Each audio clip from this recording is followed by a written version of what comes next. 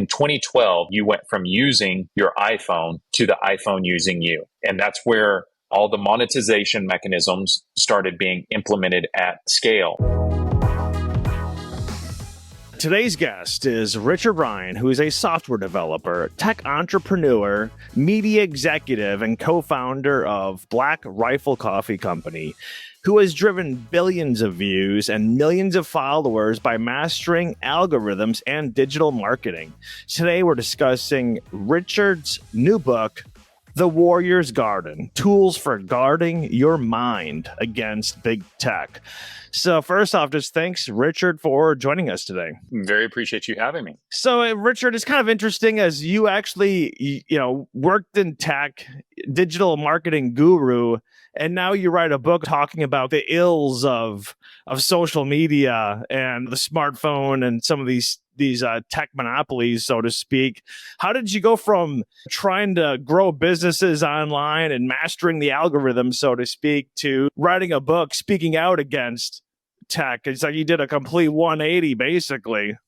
Well, to be fair, I still have businesses in tech, and I'm still building those things. For me, it's focused on realigning the misaligned incentives around specifically the attention economy, because you'll have everybody and their brother will tell you that there's a problem. If you're a business owner or anything along those lines, you know that in hindsight, everyone having that benefit will come to you and say, oh, I knew the answer to that problem, whatever. It's like very seldom do people proactively come to you with solutions. So for me, it's identifying the problem and coming up with solutions to kind of remedy that. And it's not easy at a societal level to really go after this thing that's been dominating our social fabric for better part of 2 decades, if not longer, but specifically around the attention economy and the partner programs and the monetization of the attention is where the incentives really started misaligning. And so for me, I want to build systems and products that help bring more attention to the consumer as to how they're being manipulated. And at a core level, most people don't even really understand that the tech company is the business selling to their customer, the advertiser, and your attention is the product. And people hear that if you're not paying for it, you are the product. Very few people really understand that. Most people are arrogant in the sense that they think that that applies to people who are dumber than them and they're impervious to manipulation. And I would argue that the structure of social media in so many different ways makes everybody susceptible to it. I mean, you take and you look at the various, and it's not like there's any one person probably designing algorithms 20 years ago to say, hey, I really want to screw society up. It was the better part of saying, hey, look, we want to optimize to keep people on our platforms. And an algorithm by its nature is if this, then that, and optimizing for a desired outcome.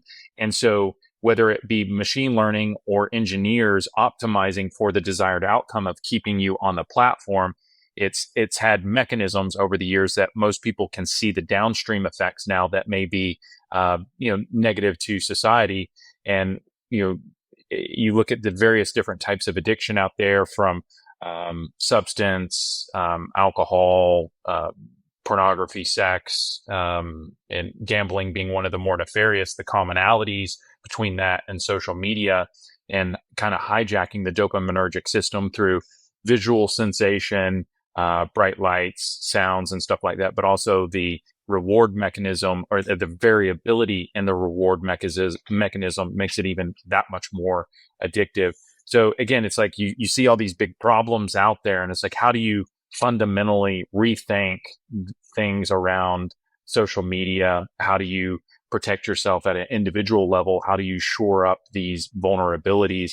And so that's where the last couple of years I just tried going through as much research as possible, parsing that down into a digestible and actionable way that the average person doesn't have to spend a ton of money, and they can really honor their future self by doing the work now and establishing those boundaries so that they don't live or die with regret in the future. Since you actually are kind of like a tech insider, what would be a few, say, negative outcomes due to tech, say social media? And then secondly, second part to that question, what would be some of the techniques that these companies are doing on, say, on the back end that people don't really know about or see? I mean, what are some of the most, I guess you could say, obvious examples or prevalent examples in society? Yeah, I mean, again, the weights of various algorithms emphasize certain. Well, at a user level, you do have an individual algorithm that your For You feed that takes and curates media that accentuates the parts of your personality that are engaged more. And for most people, I would say by and large, that is the fight or flight mechanism, and that's the primitive part of your genetics, where being in a savanna, you hear a twig snap. That threat is more of a concern to you than a lot of times pleasure mechanisms and stuff like that. So you'll find that most people's algorithms, For You algorithms, curate and accentuate, bring to the top news content that may be from the other, or in an echo chamber that are arguing what the threat is from the other, and amplifies that over and over. So people stay in this anxious state, this anxiety, this threat that's constantly looming over them. And, maybe in the first month or few weeks that has an effect, but after decades, you start seeing the compounding effects at a societal level, and the bifurcation or the polarization in society where it's us versus them. My concern in a lot of ways is the more you start putting people in that state of mind, the more they can rationalize certain types of behavior. And if you look at any geopolitical conflict and where there's loss of life and through those conflicts, you'll a lot of times see the dehumanizing component from one versus the other. That they're not human, they're vermin, they're whatever they are. That dehumanization component is a really concerning aspect to what I think a lot of people are going through. You look at the things around the Charlie Kirk shooting and all of these other different things that have been happening in society, and the response by a lot of people. Whereas I think 30 years ago, it would have been insanely different as to people's response. Now, to be fair, there has been I guess you could say, a democratization in some aspects through being able to post to social media. So there may be conflicts, again, geo-conflicts that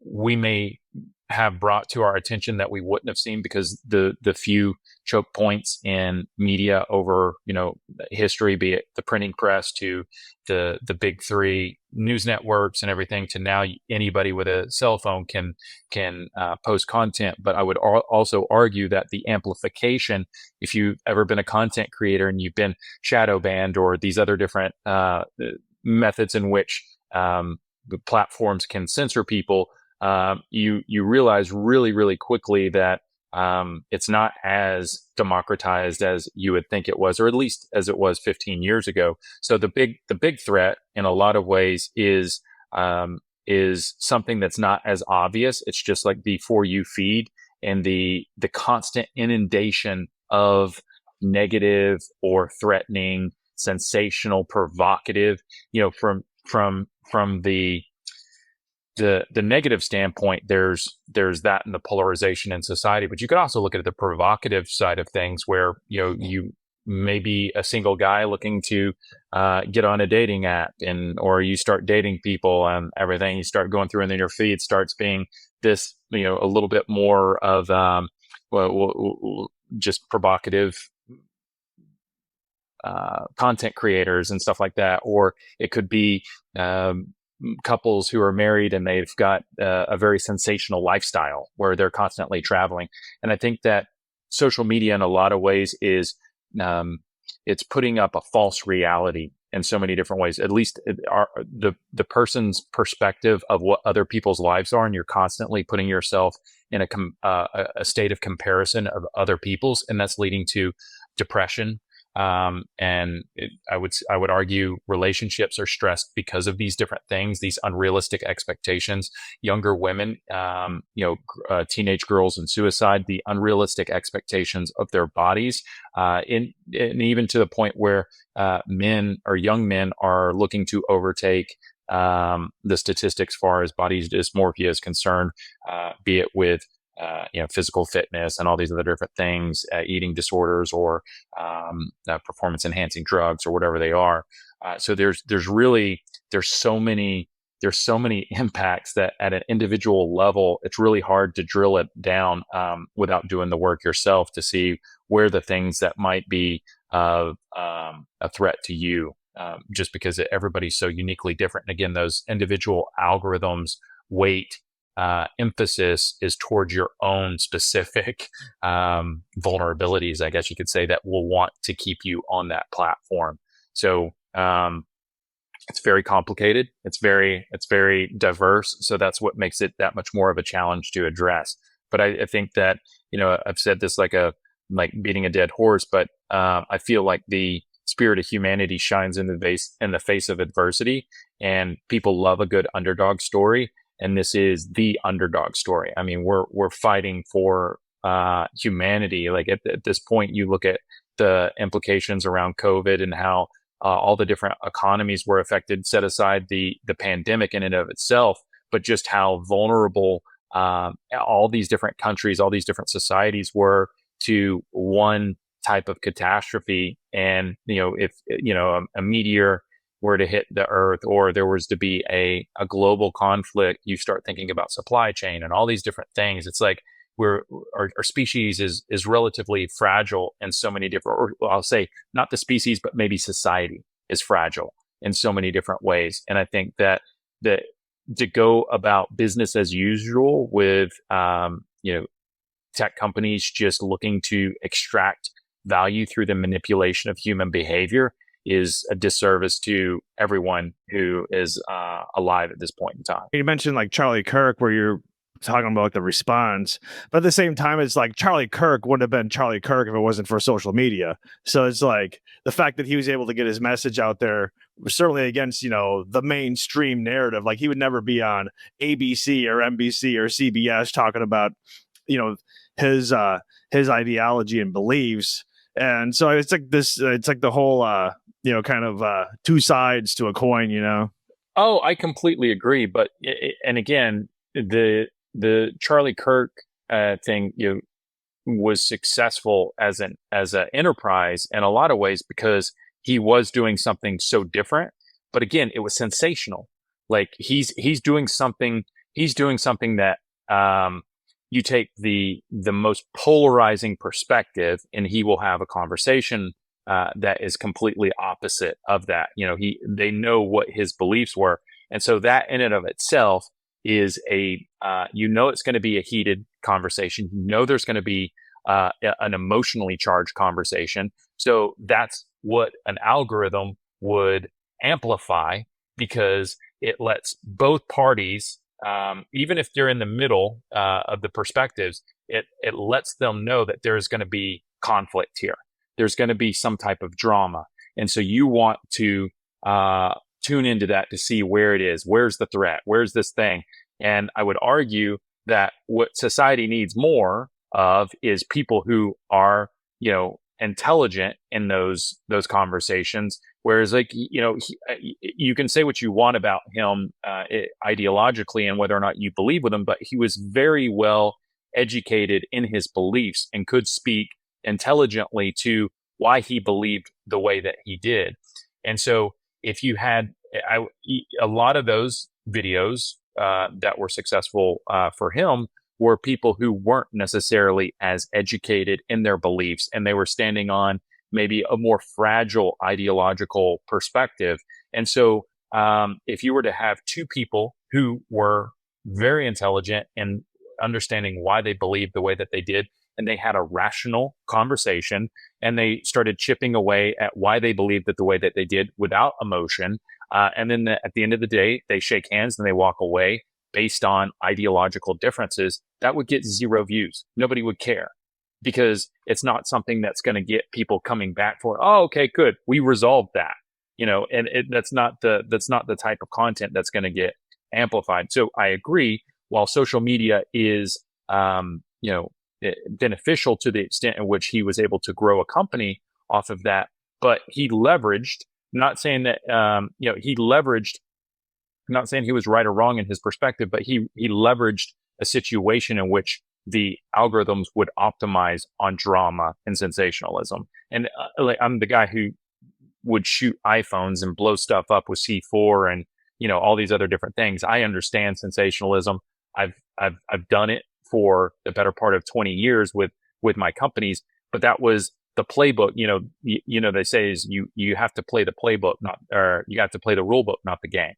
And a lot of people will get in there and they'll just start doing these things and they'll cry, woe is me, woe is me. It's like, no, I mean, to be successful, you really have to understand the inner workings or the rule book of social media so that you can be successful in it. And I think a lot of these guys, love them or hate them, they're successful because they do lean into those different things. And I think as a society, we need to find a way to realign those and misaligned incentives. You talk in the book about how the year 2012 kind of was like a inflection point, and Jonathan Haidt says the same thing in some of his books where he talks about the year 2012. But basically, you're saying at this point, like you talk about how for like, so I think this is, you're talking specifically about YouTube, but you say they went from a subscriber distribution model to basically at this point you're just talking about like how long are you watching the video for. And so then you had a completely different shift in how content creators actually created content. But then also you had the iPhone came out in 2007 and it really wasn't ubiquitous. And, when it came out, it took several years before you had, whether it be an Android or other smartphones. So in 2012, you essentially had mobile apps where people are no longer playing around on, say, their desktop or their laptop. They're now on their mobile phone. And when they're on an app, like the app can track you and it's able to follow you around and kind of harvest all this data from many different sources. And of course, you have like biometric data, you have the GPS. So it seemed like the 2012 was like a massive inflection point. And then I think, 2015, 2016, that's when it really, like, in terms of like everyone by 2017, at least in like the US, Canada, had essentially some version of a smartphone. So you want to kind of talk about the transition from, say, tooling around Facebook in 2005 on a desktop versus in 2025 tooling around Facebook or Instagram or TikTok on your phone using the application. Yeah, I mean that's a great point, and I'm glad you kind of you pick that out because a lot of people will get hung up on those things, the nuances in the timelines, and think that it's just an arbitrary point. But I think it's important to understand. Again, Munger has one of my favorite quotes: "Is show me the incentives, and I'll show you the outcome." And Jonathan Haidt has done some absolutely amazing work around all of this, and I think one of the things that he pointed out was 2012, and he just assumed that it was just at the point at which devices were becoming mainstream. But it's not just some arbitrary point in time. That's where, leading up to that point with the iPhone in a lot of ways was just a tool. You would use the calculator app, you'd use a web browser or something on those lines. It was an internet-based iPod in a lot of ways. But in 2012, you went from using your iPhone to the iPhone using you. And that's where all the monetization mechanisms started being implemented at scale. So YouTube made the partner program public to everyone, and that qualified in 2012. And so you have an onslaught of people trying to monetize your attention. So you went from taking your phone, using it as a GPS or to check your emails and all these different things. It was a personal tool that you used on a regular basis, to now it's a device that's competing to keep your attention on it so that those products, those advertisers, those applications can monetize your attention on that device. Early days, it wasn't as big of a deal. I even do a shout out in my acknowledgments to Tom Anderson, because I feel like he inspired a generation of developers and hackers. He's, your infamous first friend on MySpace back in the day. And, to really have a cool MySpace profile, you had to learn CSS, HTML, everything, be able to, make the sparkling text or add music and all these other different things. So social media was more social, I would say, at that point in time. Facebook was closed to universities, and you had to be part of educational system like college and be associated with that email address to be on Facebook. There was a lot of different things around that where it was just, a little bit more user focused as a tool. And then, the App Store came out around 2008, 2009. And then you really started seeing the snowballing effect of, okay, well, if people can make money on applications, then how do you make money within applications? And then that, YouTube went from being native in the iOS experience to developing their own app so that they could monetize with advertising in app. And that just led to really the YouTube millionaire conversations. And you already had people leading up to that were really popular, like your Ray William Johnson, Fred, and stuff like that. They would get a lot of views, and desktop was the primary means at which people accessed YouTube.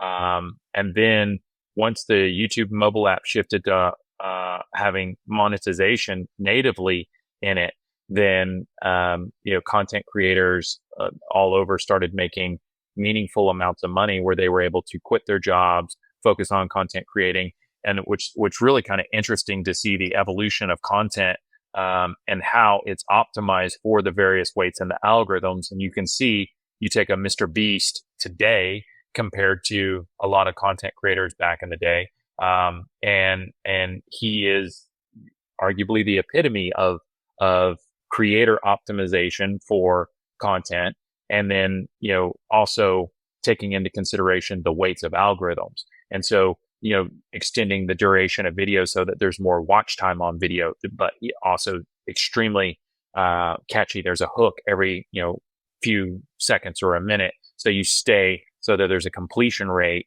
on the video and everything else. So it gets really kind of fascinating from an observation standpoint. But I think these systems, you can say what you want about them, people do benefit, and that there is a lot of entertainment, but there's a lot of extraction of people's most valuable asset, and that's their time. And I feel like a lot of people are wandering through their lives. They're being sucked into these things, being angry, being fearful, or whatever it is, whatever your For You feed is. I think they're doing themselves a disservice by not putting in the work and realizing what they actually care about and prioritizing some of those things, because tomorrow is not given. And so how do you establish these boundaries around that, and so that you honor your future self? How would you say this moral panic right now with social media is different than earlier moral panics? And I actually tried to get this professor on. This guy's name was Christian Hoffman, who's a professor of communications management in Germany. And he wrote this article called "The Role of Moral Panics in Media Transformation." He calls it techlash. And he basically says that this professor from Germany. He says that filter bubbles are often overstated. He says that multiple studies find that social media users actually have a more diverse media diet than people who just use more traditional media. Think of someone who just watches CNN all day. I mean, like, you can imagine, or you can flip it around and say Fox. I mean, you can imagine they're both fair and narrow. Says micro-targeting, the persuasion power is much smaller than claimed. He says, talks about different disinformation. He says that political content is about 14% of daily media use, and that fake news, whatever, however you want to define that, is at 0.15% of a person's daily media diet. And, that's basically 1/10 of 1%. He also says social media and teen well being. This would completely contradict Jonathan Haidt. He basically says that the effects are small or even null in terms of it affecting adolescents' satisfaction with life. I was reading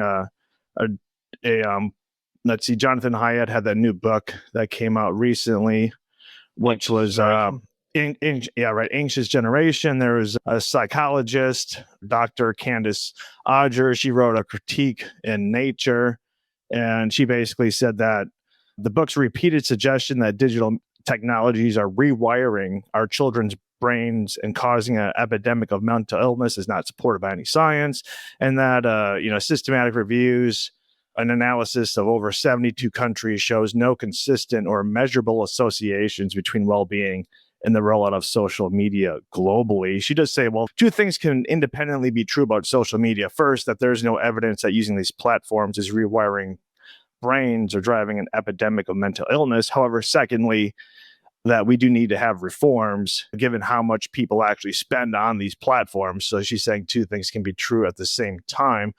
But when I was a kid, it was video games. Before that, it was the radio. It seems to me like this is a moral panic. And I think, obviously, if you're spending all day on social media, you probably have an issue and you need to change something. Just like if you're spending all day drinking, if you're spending all day smoking or whatever, you mentioned, like, you can be addicted to many things, including social media.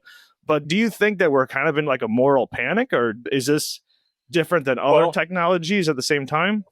I do think it's different. And so there's a number of things to unpack in that, the different things that were said there. So first, yeah, I agree that there's not going to be really any causal research that you're going to be able to find, because it's such a hard thing to be able to tie that to. That's why I say you have to, at an individual level, do your own work to see if you can't establish boundaries and adhere to them, you have a problem. Like, I mean, it's just that plain simple. Like, you may say that, oh, well, there's no causal link between children. Okay. Well, then in the last 10, 15 years, why have certain statistics per capita increased? Suicide, all these other different body dysmorphia, eating disorders and stuff like that. Why have they hockey sticked? And it's not numbered because, like, as somebody who's been in the world of firearms and stuff like that, I know how people skew data points. Like, as a good example is in the world of firearms, people will say, the number of firearms deaths like went down in countries that ban guns. Okay. Well, that's great. They banned firearms, but the statistic you care about is, did the number of homicides go down? What you care about is people being murdered. If in that country, the number of homicides were the same years after, or did they go up? Like, then was it worth taking away, like in the United States, a constitutional right to keep and bear arms? So I would say the same thing around data points as it pertains to social media and everything. Yeah, it's going to be extremely hard because there's so many other variables in society to tie to one thing, but you need to look at the desired outcome. Are more people, depressed? Or, okay, that's fine.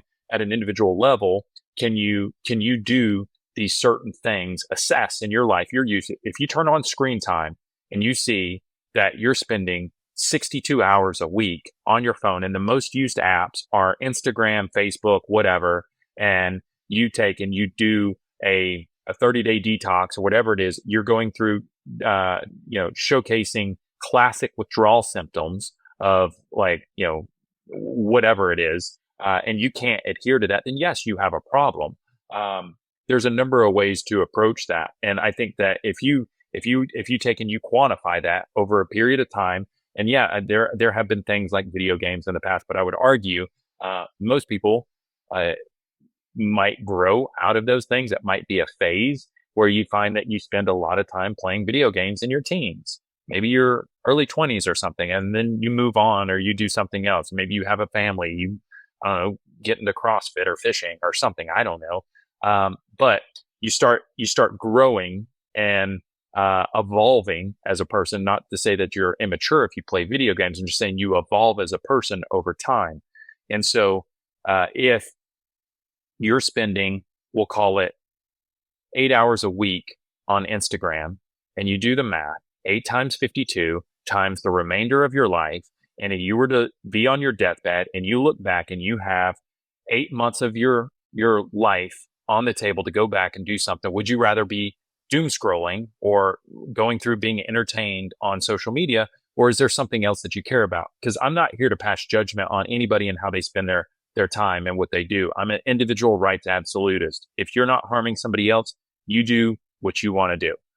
This is, you've got one life. It's your lived experience. You do what makes you happy and what you want to prioritize, as long as you're not hurting somebody else.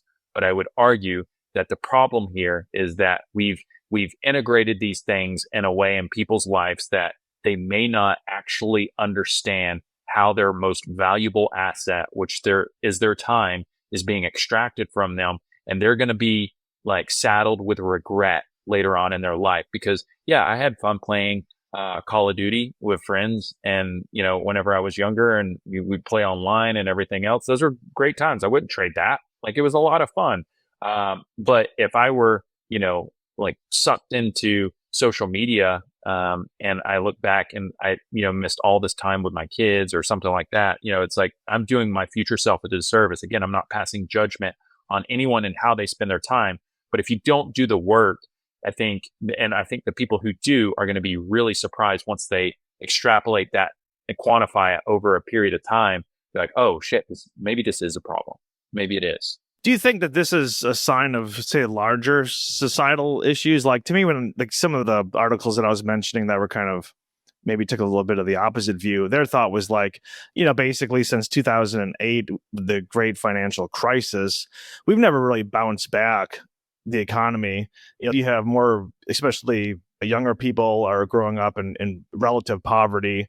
Wages are stagnant. I mean, yeah, you might have okay wages, but the cost of living, like cost of buying a house, is expensive. Education, food, everything's is quite high. And so what's one thing that you can do for free? Well, you can sit home and spend time on Instagram or Netflix or whatever, versus going out and golfing or something that's, say, healthier. Or, I was the last town I was living in. I mean, it was $200 a month for the cheapest gym just to get a gym membership, like, I mean, there's people that couldn't afford that. So it's easier just to maybe spend time. Yeah, but what you're saying are in a lot of ways two completely different things. I would argue that the digital experience is substitution for the real thing. While digital community may be a loose form of community, there is things like dead internet theory where the probability of you interacting with a bot, not a human, is greater than what it was 8 years ago, and statistically more than half of those interactions probably are. And so, be it pornography, you're shortcutting a lot of these different biological mechanisms that the in-person aspect or the in-person event or whatever it is, like you going to play golf, either with a couple of friends or whatever, that is completely different than doing it on a video game. Again, not passing judgment for people who like to play that on a video game. Not everybody's going to be able to afford to be able to go to some of these golf courses and stuff like that.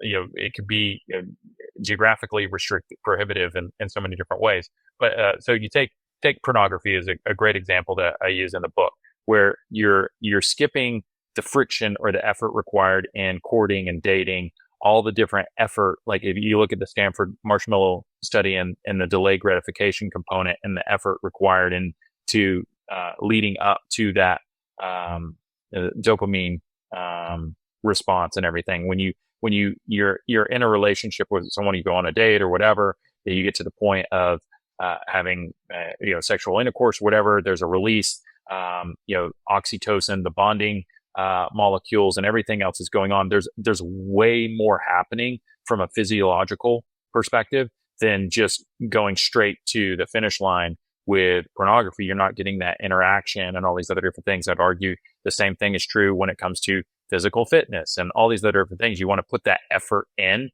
You want to, you look at centenarians and blue zones. Community is a key component to all of those. And I would say that if you don't, you say that things may be more cost prohibitive and stuff. I would argue there's things that you can do in your community that would probably give a more meaningful lived experience for you. It could be just a freaking book club where people just hang out and read books together or talk about them. It could be, board games. It could be, if you have the money to do it, it could be CrossFit or Orange Theory or, Ultimate Frisbee, whatever these things are. I think that if people start like more aligning themselves within their communities, I think that's the thing that really is needed as what we're going into with artificial intelligence and, humanoid robotics and all these other different things. I think that if people are so focused at 50,000 foot problems with things that they have zero control over, we're going to crumble at the foundation. And that's what we need. We need people coming together at a community level, kind of shoring up their local communities to make us a little bit more resilient as a species in the future. And that's where I start getting concerned. The pessimist in me sees that if you just look at like artificial intelligence systems, be it language models or even diffusion models, all of these different models are trained on information, digital information, and the digital information that it's been trained on, for the most part, with the exception of texts that have been converted from over centuries or decades, I'd say most of it is social media, and social media has been the exploitation of human behavior through sensationalism and all these different things. So artificial intelligence systems are going to be uniquely positioned to exploit those vulnerabilities in our psyche in so many different ways. And so I think that, that you look at people and statistics around depression per capita, all these different things that I think could have a solution, which would be people leaning in their communities for help in a lot of ways. I don't know. That's the optimism. You mentioned the dead internet theory, which for those people who aren't familiar, I think people postulate, or computer scientists postulate, that in like 2017, that's the point where there's more, say, bots on the internet than actual humans. And this, of course, is way before even ChatGPT and AI. These AI bots, just for people that aren't familiar with that terminology you're discussing. I guess one of the things I found interesting, though, at least for me personally, is I've done several podcasts on this, and that's with data privacy. And you didn't talk too much about this in your book, but just curious your thoughts on, because to me that's, and you mentioned, like if we don't change our course, we could potentially have a dystopian type future. But we didn't talk about this, did we? Because I was like,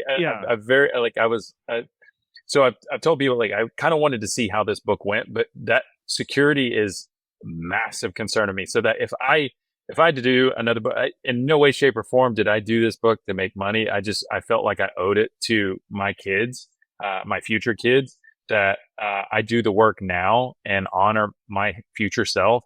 And if I were to do another book, it would be for my friends in my community, is specifically around the security and privacy side of things. So sorry to interrupt you, but I was like, we didn't talk about that. It's interesting. I feel like you're on the same wavelength as me here. Yeah, because that's the bigger issue that I have really right now. And I think we saw, obviously, it was full display during the pandemic. You even mentioned in your book, the closest you kind of got to it when you were talking about the ad-apocalypse, about, you have your YouTube channel Full Mag, where you're basically having explosives and stuffs with firearms. So you could build a channel for years, have this as your full-time job. All of a sudden now they decide to demonetize you. And so now you might have a full-time staff or whatnot, and you have no money coming in because overnight you were demonetized or you were censored, like what we had during COVID. We saw it with the Twitter files. And the thing with our data is that we're giving away this data freely. You don't need to have the government subpoena information. Like, you already give away so much information right now. Like, they could build a whole case against you. And I just feel like going forward, and especially as we continue to spend more of our time online, especially more people working remote. I mean, your digital footprint is absolutely insane. So, what would you recommend about how to kind of safeguard yourself from, especially if you're working remote? I mean, it just seems Yeah. like almost impossible. I don't know. Yeah, I mean, I don't. This is the battle in the short term, and to be like, we have to get enough people concerned about it and motivated to make change. And I've been thinking about this a lot. How do you align incentives around politicians and accountability? I know that is a little bit different from the privacy thing, but you look at like FISA and all these different things that are meant to circumvent the Fourth Amendment. So there, in the United States, there is no constitutional right to privacy, but there is a constitutional right to search and seizure. And so to circumvent that, various either intelligence law enforcement agencies can go to data brokers who are able to maybe not always have your name, but by using unique identifiers around your devices, your cookies and all these different things, they're able to create a profile of a person or a consumer. And those things are extremely valuable to so many people, to the point where, I think, again, I've brought this up a few times, and I don't think people really understand just how granular it. And I'm not trying to inspire people to do nefarious things, but like the whole Epstein thing is just fascinating to me, and that all these people wanting to know who were visiting, like I'm pretty sure the New York Times was able to geofence that with data brokers and be able to at least plausibly try to figure out who some of the guests were and all these other different things. There is so much you can do with the various data points on different people. It's scary. Another thing that a lot of people are starting to find out the hard way is that most newer vehicles have SIM cards associated with them, which is another unique identifier. And when you're plugging into CarPlay or whatever it is on your vehicle, the terms of service, which nobody reads, is not saying that you agree to being able to transmit your device information onto a screen. You're agreeing to share that information that's going through there through the manufacturer. And so whoever the manufacturer is, Ford, Tesla, or whoever, has the ability to take all that information, where you're going. And the crazy thing is you start looking at things like Google, what your intent is. Your Google search is about, I don't know, a wedding, and then wedding designers or something. And then you go to you use Google Maps and you drive to a location that has flowers or something like that. They're able to accurately, predict, what your intentions might be to be able to serve you more relevant ads. But the problem here is these systems have a misaligned incentive where they're trying to keep you on the platform for longer. So if they start manipulating your behavior, like on YouTube, because they know your intent and of all these different things, that's where it starts getting concerning to me. And so the privacy side of stuff, I think that we need to really push for some type of almost a digital bill of rights, if not some type of constitutional right to opt out from tracking. But I think that we've already crossed a threshold in a way that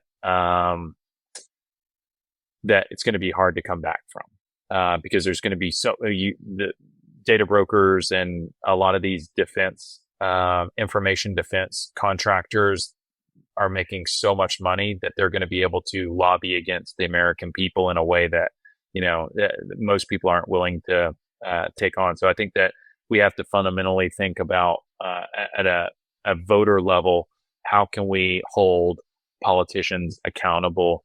And one of the ways I've been looking at, like, what are some key primary states where you could have a primaried election where you could have a super PAC where people could potentially create a blind trust. And if a candidate takes and agrees to accept the super PAC money, they'll put all their assets, they'll disclose their assets, which would also help prevent insider trading by putting their assets into a blind trust that they don't manage, that there's an operating agreement. If I'm getting too off here, just throw any questions you have at me. Is like most people, like you start saying blind trust and their eyes gloss over. It's just a company that's going to manage all your assets, your car, your house, and all these other different things. And if you sign it over to that super PAC, the super PAC has an operating agreement for that blind trust, which are the governing documents that stipulate what it can and can't do and what are the mechanisms for it. And so you just have a stupid, simple operating agreement that says, I will not vote to increase the national debt.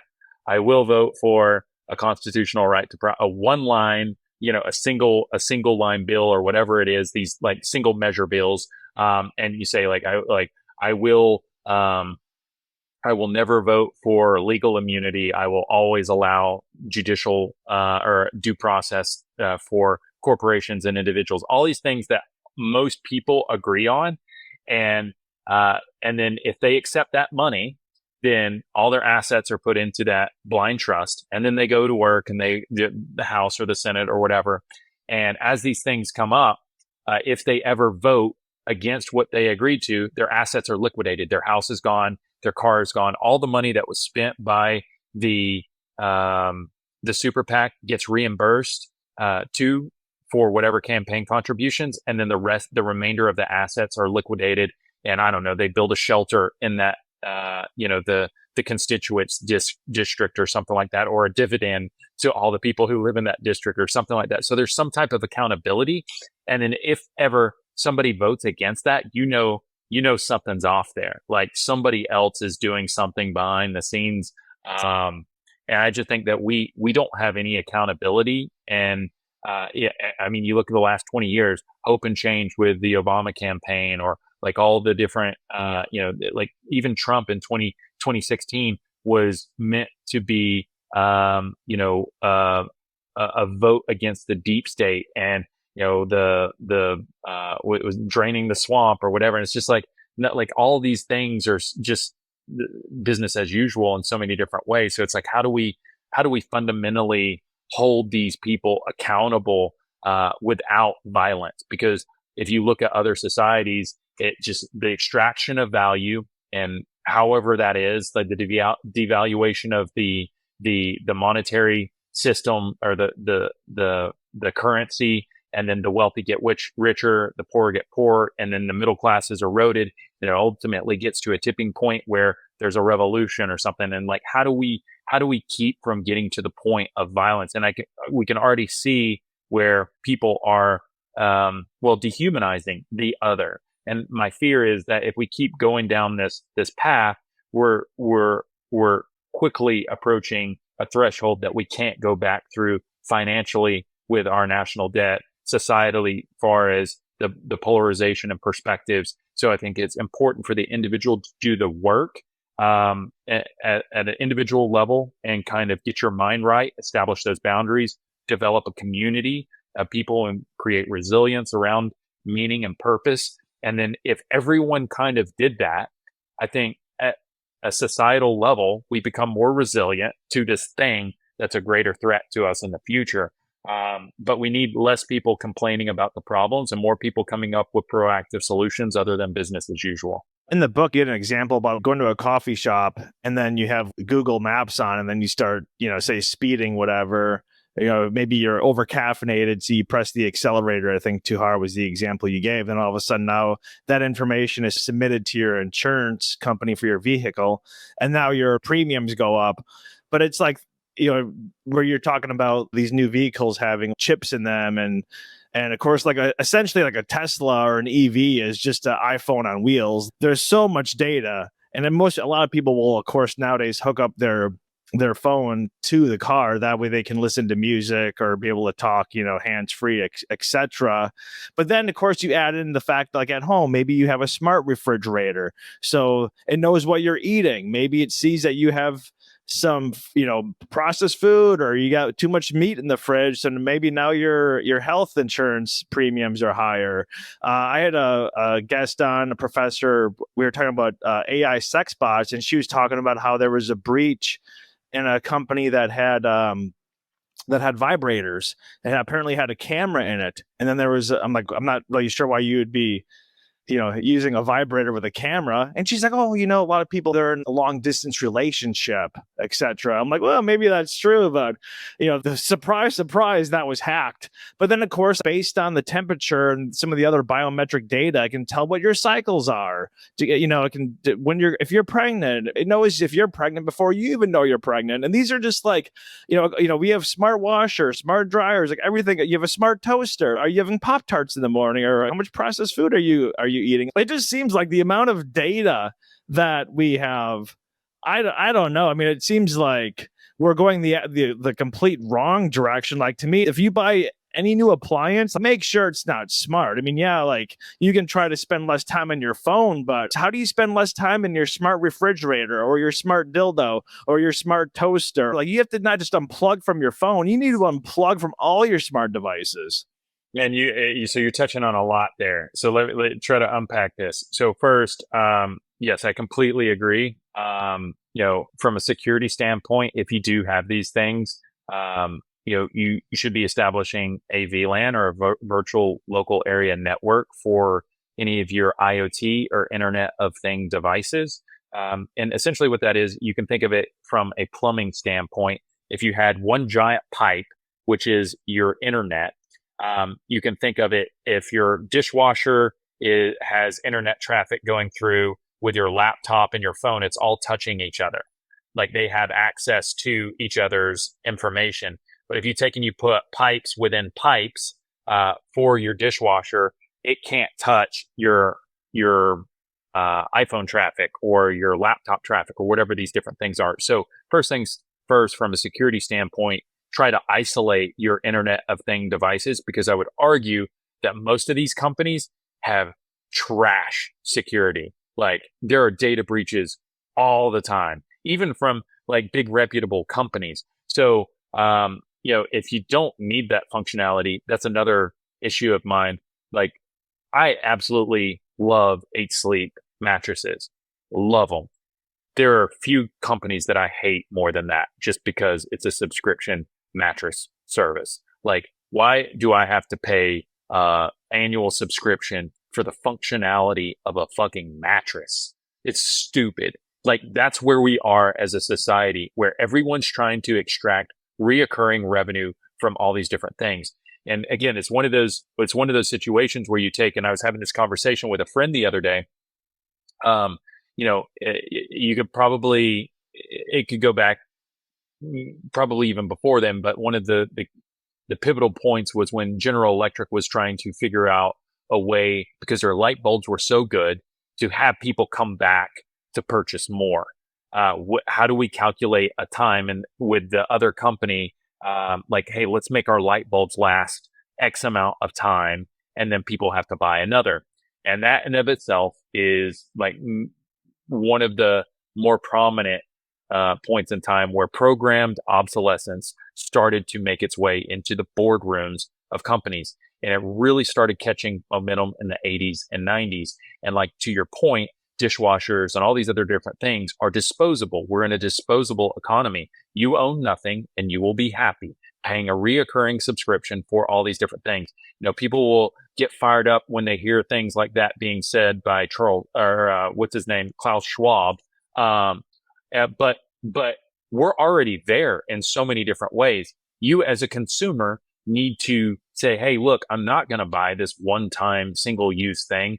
I'm going to buy the more expensive thing that's going to last a lifetime. And I was having the conversation with my friend about was like, man, I like, what are the heirlooms that we're going to be able to give to our kids? Like, back in the day, people had all kinds of different things. They had quilts, they had, cookware and all. Like, well, to be fair, I have cast iron cookware and stuff like that, could definitely give that away. But maybe a watch or something like that. I'm not going to give my Garmin to my kid because that's something that's constantly getting better and upgraded or whatever.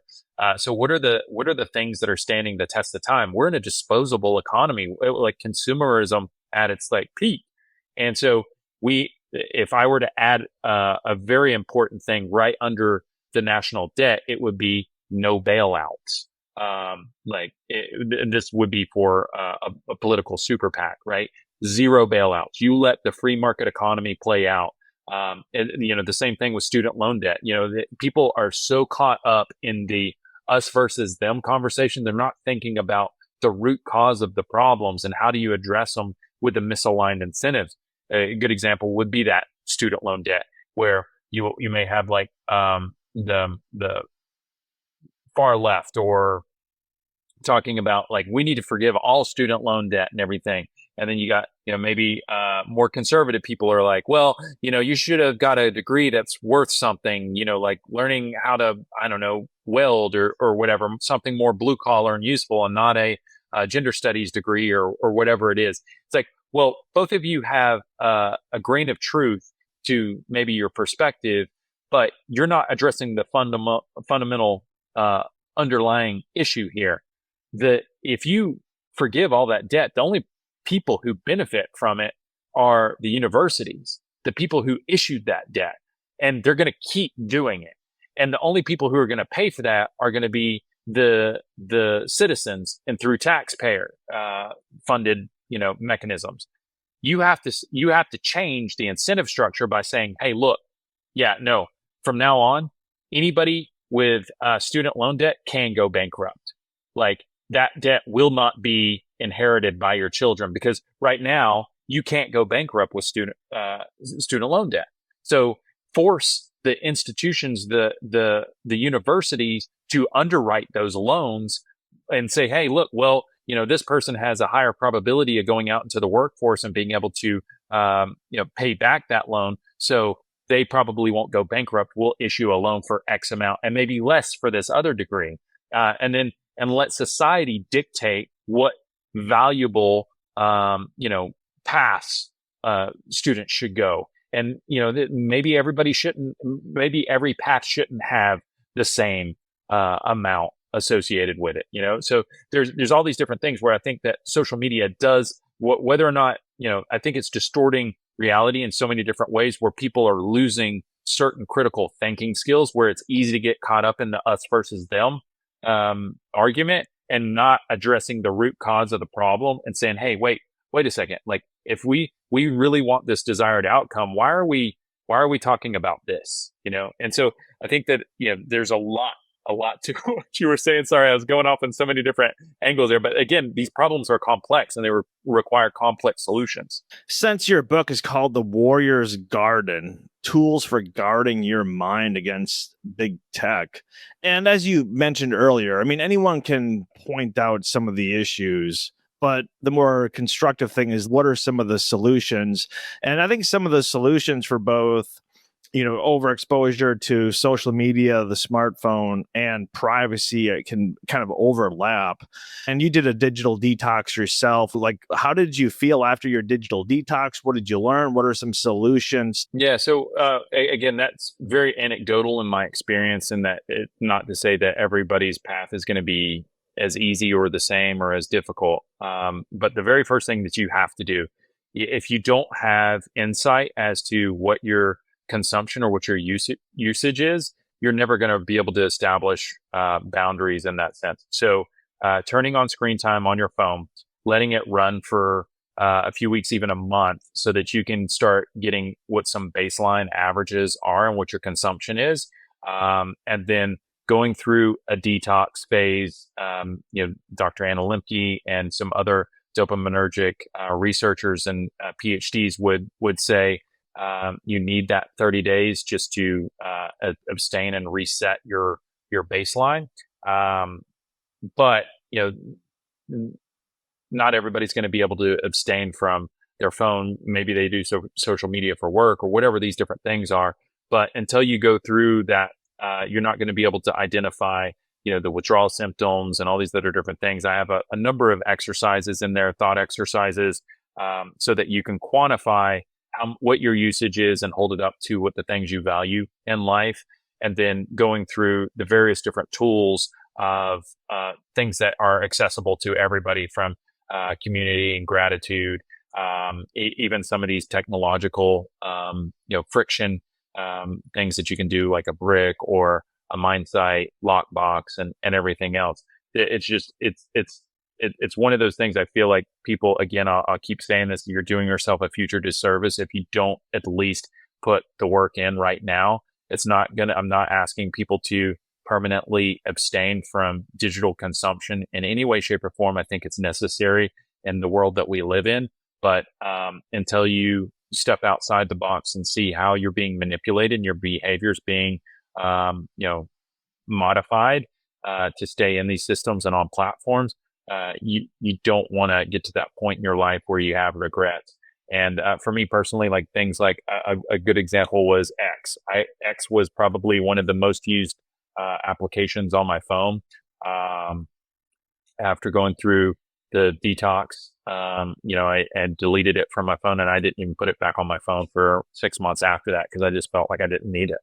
It was kind of wild. The thing that was dominating social media as far as my consumption, I ended up not needing after going through that process and everything.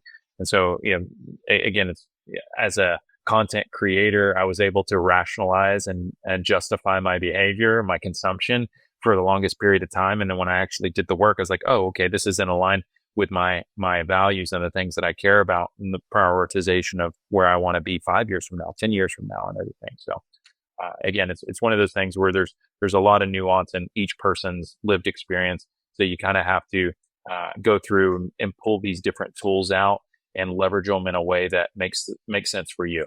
Last big question here. You mentioned that you have kids. How old are or how old is like your oldest? I don't have kids. We're like working towards getting married first before we start like hypothetical, right? Yeah, you mentioned okay, you wanted to share your kid. That was hypothetical. Hopefully soon. Okay. Yeah, hopefully soon. Okay. Yeah. Well, we'll just say hypothetically, because I've done a lot of podcasts on AI and tech and whatnot, and someone that's actually a tech entrepreneur, co-founder of Black Rifle Coffee Company, software developer.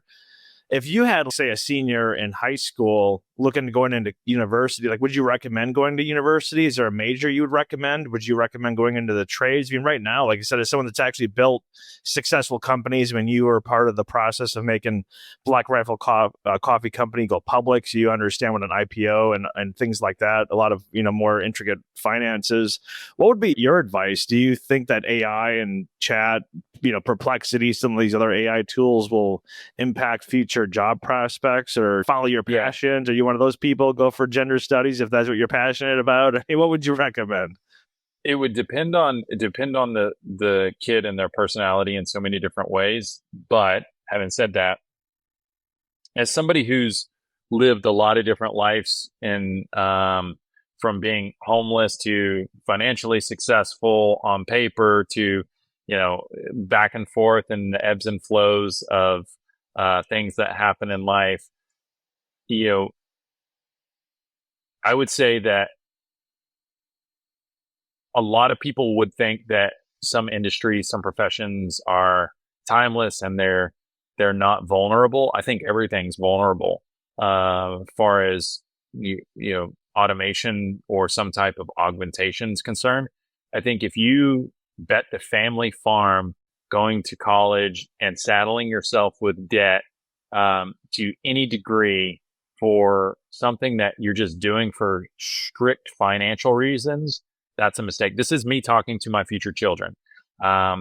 Is like doing anything for that's when you take on that amount of debt and you're saying, I'm going to be saddled with this for the next 15, 20 years, maybe longer. You're becoming a slave to that debt. You have to repay that. You have to work. And you're going to be in that path for 15 or 20 years. I'm not saying to YOLO your life away. But again, it's hard to know what you want at life when you're 18. But I would say, hopefully I raised you right. hopefully, you have felt like you have a loving, supporting family. I think you should pursue things that make you feel fulfilled and gratified, and not necessarily, and that's again from a place of privilege. Living in a world and a time where you have the ability to make money in so many different ways. I get it.